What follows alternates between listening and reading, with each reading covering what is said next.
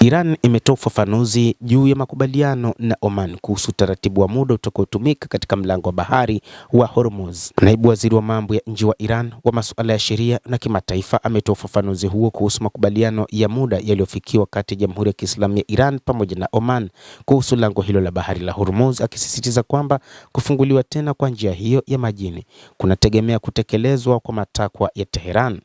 Kazem Gharibabad ametoa ufafanuzi wa makubaliano hayo aliyoyaelezea kama ya muda mfupi yakisubiri kuanzishwa kwa njia ya kudumu, wakati wa mazungumzo zaidi kati ya pande hizo mbili ambayo yanatarajiwa kuchukua muda wa kati ya siku 30 hadi 60. Kwa mujibu wa Gharibabad, chini ya mpango unaohusisha Iran na Oman, njia ya kusini ya mlango wa bahari wa Hormuz itafungwa ikiwa ni sehemu ya ukiukaji wake wa hati ya makubaliano na Islamabad baina ya pande hizo mbili. Marekani ilijaribu kusindikiza vyombo kinyume cha sheria kupitia njia hiyo ya kusini inayopita kando ya pwani ya Oman. Naibu waziri wa mambo ya nje wa Iran amesema Oman imekubaliana na ufungwaji wa njia hiyo, na akaongeza kuwa hatua hiyo itawasilishwa kwa shirika la kimataifa la safari za majini IMO. Chini ya mpango huo, Kazem Gharibabad ameendelea kufafanua kuwa vyombo vinavyoingia Ghuba ya Uajemi vitatumia maji ya Iran, wakati vyombo vinavyotoka Ghuba ya Uajemi vitatumia maji ya eneo la Oman. Vyombo vitapita kwenye maji ya Iran pande zote mbili. Ameuelezea mpango huo kuwa ni utaratibu ufanya kazi kama barabara kuu ya njia mbili yenye upana wa karibu maili 7 za baharini.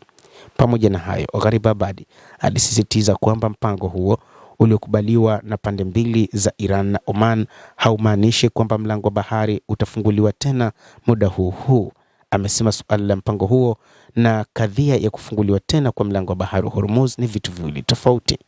Naibu waziri wa mambo ya nje wa Iran pia amebainisha kwamba njia ya majini ya Hormuz itaendelea kufungwa endapo matakwa ya Iran kwa ajili ya kufungua tena hayatatimizwa.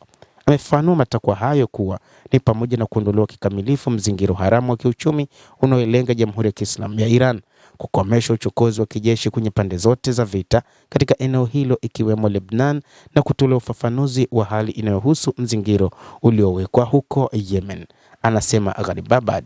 Hata hivyo, baadhi ya taarifa zinaeleza kwamba mlango wa bahari Hormuz haujafunguliwa na kwamba mlango huo utakuwa umefungwa ikiwa haya yote ambayo yanaelezwa na wa Iran hayatatekelezwa.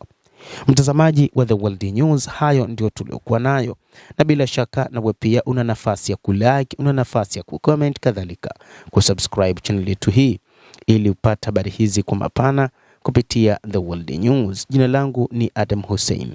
Endelea kuwa nasi wakati wote, endelea kutufuatilia ili upate habari hizi kwa mapana kupitia The World News. Naitwa Adam Hussein.